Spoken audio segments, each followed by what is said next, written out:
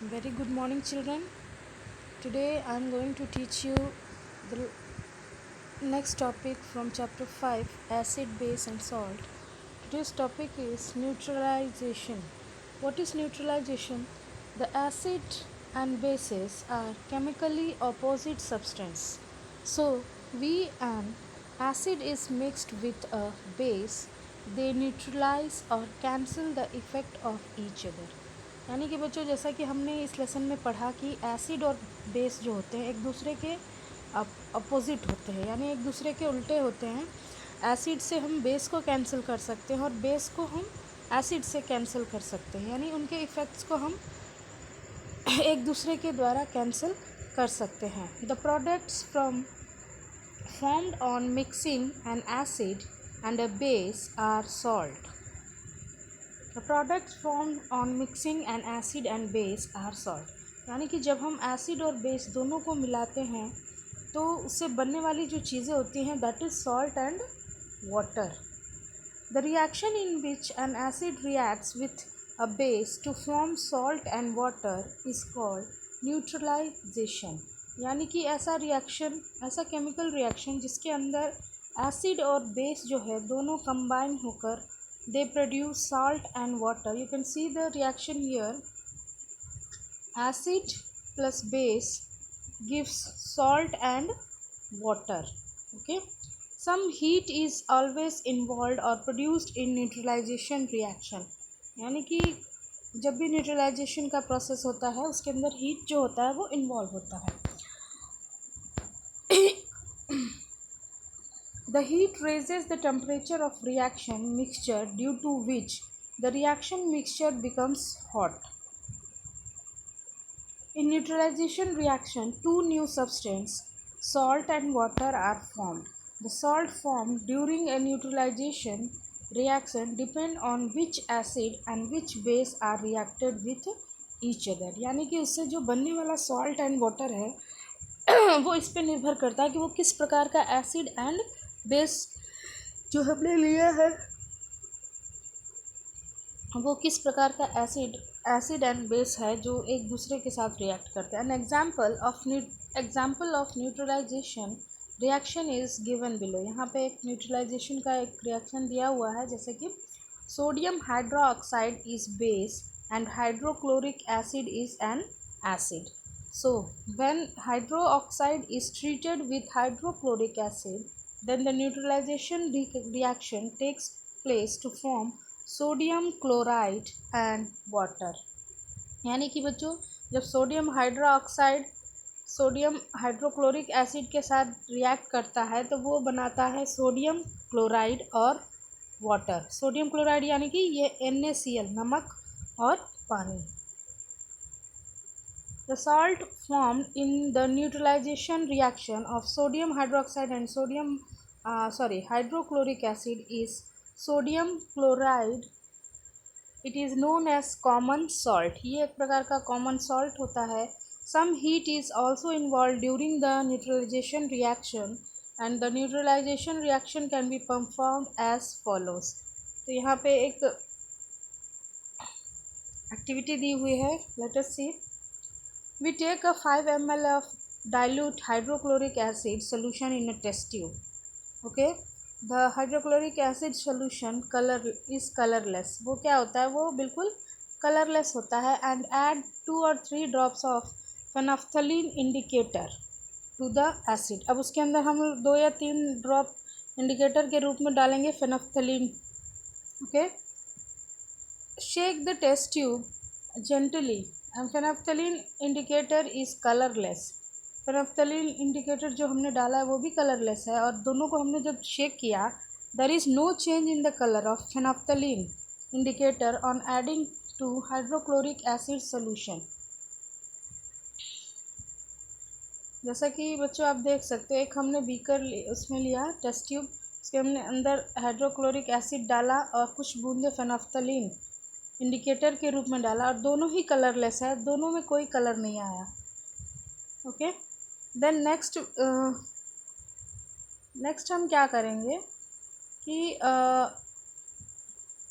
We take sodium hydroxide solution in a dropper. in a dropper and add the sodium hydroxide solution to hydrochloric acid in test tube.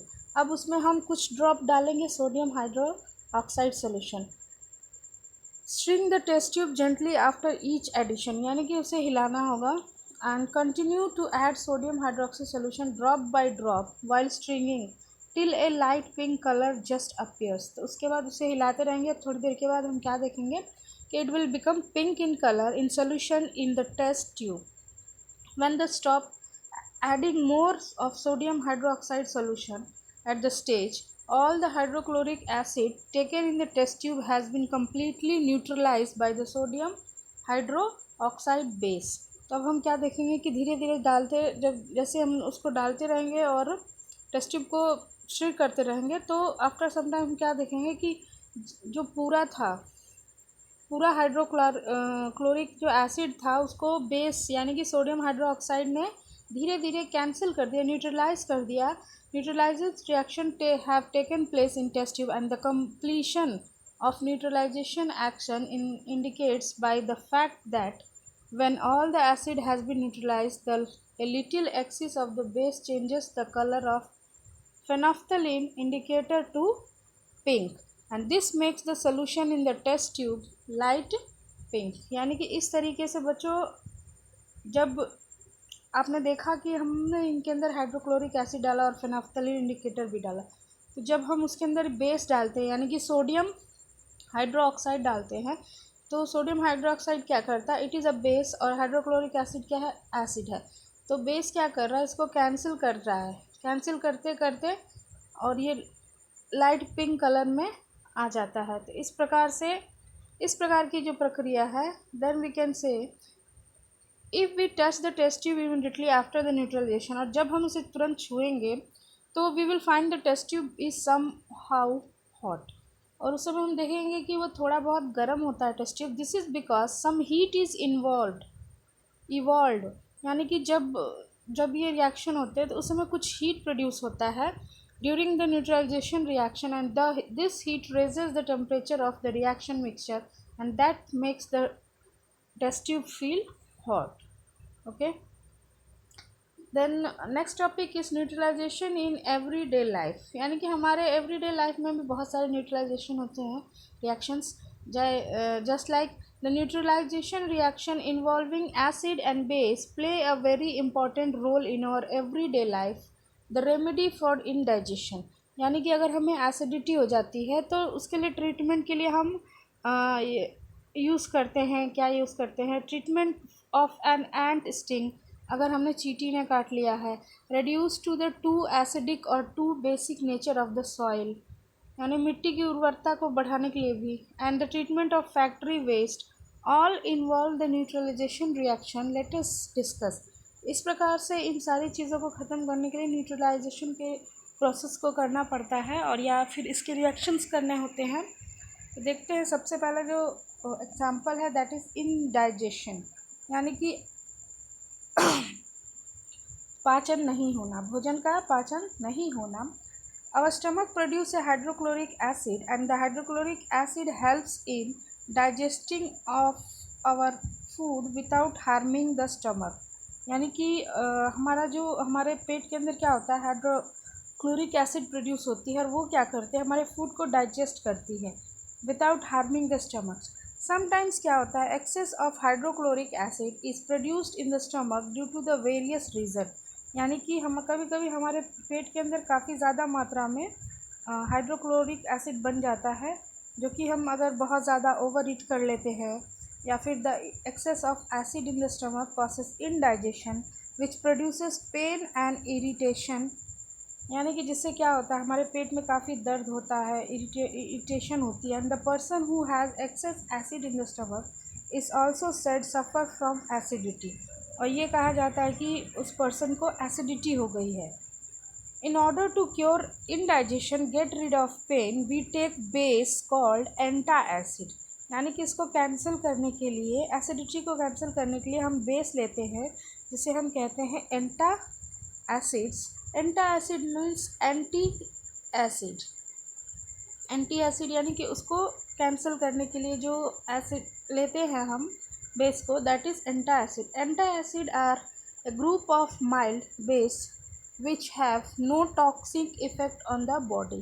यानी कि इसके अंदर कोई toxic effect नहीं होता है जो कि हमारी बॉडी को हार्म करे. Being a basic in nature, यानी कि इसका जो नेचर है it is basic. So antacid reacts with excess acid in the stomach and neutralize it.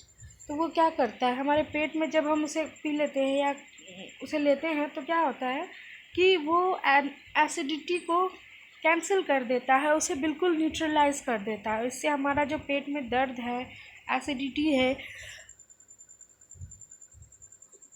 वो ख़त्म हो जाती है. This give relief to a person concern. A common antacid use for curing indigestion due to acidity is milk of magnesia. यानी कि milk of magnesia भी लोग use करते हैं एंटासिड के रूप में एसिडिटी को कैंसिल करने के लिए. Milk of magnesia contain a base called magnesium hydroxide. और इसके अंदर कौन सा बेस होता है? Magnesium hydroxide. Magnesium hydroxide neutralizes the excess present in the stomach and cures the indigestion. यानी कि मैग्नीशियम हाइड्रोक्साइड क्या करता है, हमारे स्टमक में जो बहुत ज़्यादा मात्रा में एसिड प्रोड्यूस हो चुका है, हाइड्रोक्लोरिक एसिड, उसे वो कम कर देता है उसे, और हमारे इंडाइजेशन को भी वो प्रॉपर कर देता है. Another antacid is baking soda. दूसरा एंटासिड है baking soda. And baking soda contains the base called sodium hydrogen carbonate. Antacid are available in the market in the form of liquid mixture और tablet. इस प्रकार से हम tablet use कर लेते हैं जिससे कि हमारा जो एसिडिटी की जो परेशानी है वो दूर हो जाती है. Then next, ants sting. यानी कि अगर चींटी ने काट लिया हो या मधुमक्खी ने काट लिया हो तो इन दैट केस क्या करते हैं? The sting of an ant contain a acid called formic acid. चींटी के काटने में चींटी के काटने डंक में जो होता है that is a kind of acid that is called formic acid. So when ant sting bites a person, insects an acidic liquid into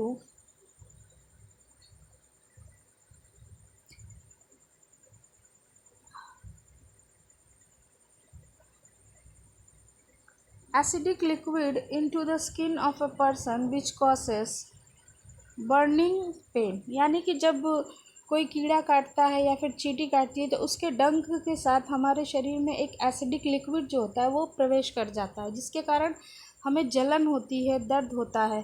if N ant sting is when an ant sting a person, the rubbing a mild base like baking soda solution or calamine solution on the stung area of the skin gives relief.